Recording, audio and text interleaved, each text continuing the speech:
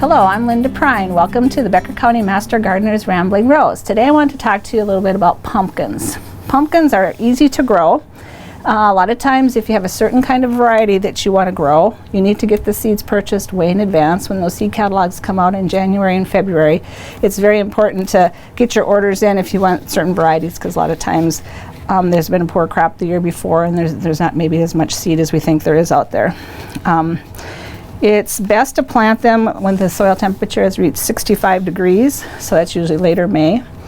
I usually just start them right in my garden. Some people will start them in a little greenhouse and then put them in. You can do that too. It just kind of depends upon what kind of soil you have. We have a lighter soil, sandy soil, so if it does get wet and soggy for a few days or a week or so, it's still okay. The seed doesn't rot in the ground.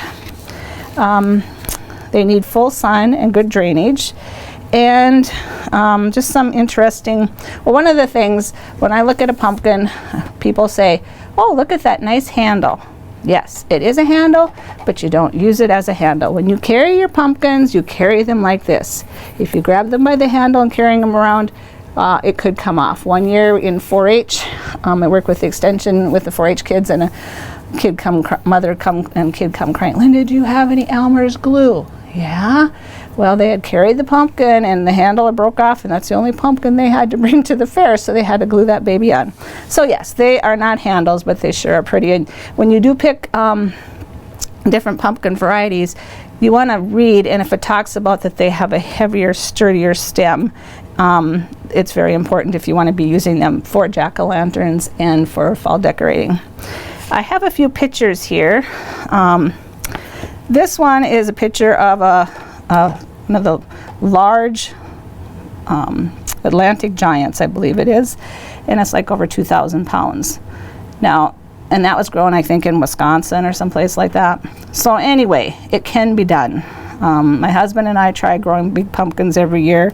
The biggest one we ever had on our farm was 268 pounds. This year it was 119. With all the rain and everything, still 119. There's other varieties of squash. There are the baby boos and the one right here, baby boos and Jack B. Nimbles, kind of cousins, look kind of the same way. And these are a Howden, more ribbed, good jack-o'-lantern size. There's also some newer varieties that are there in blue, kind of flat and squatty. Also orange squatty ones, I think they call those Cinderellas. So there's all kinds of different varieties. It's just not just your normal orange pumpkins anymore. Other pumpkins, very warty, very, very, very warty, and just different colors. It's kind of fun.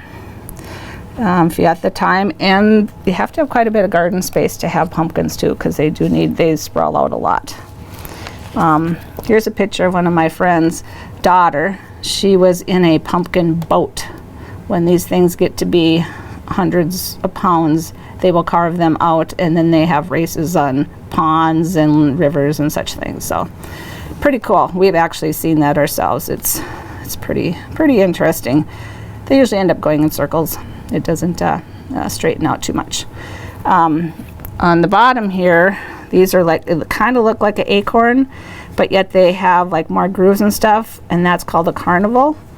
And this is a kind of a unique carnival this year. It's more squatty and flat, but this is a squash that can be cut up and eaten.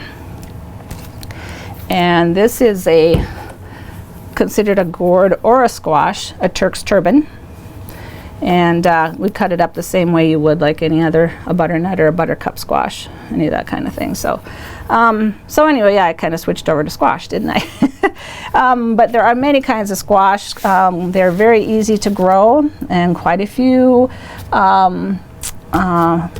pounds per plant that you can get if it's fertilized well and not too crowded. And And squash has different textures, and some have really thin skins, some with a lot thicker skins. The acorn, the butternut, the buttercup, those are the ones you can keep over the winter.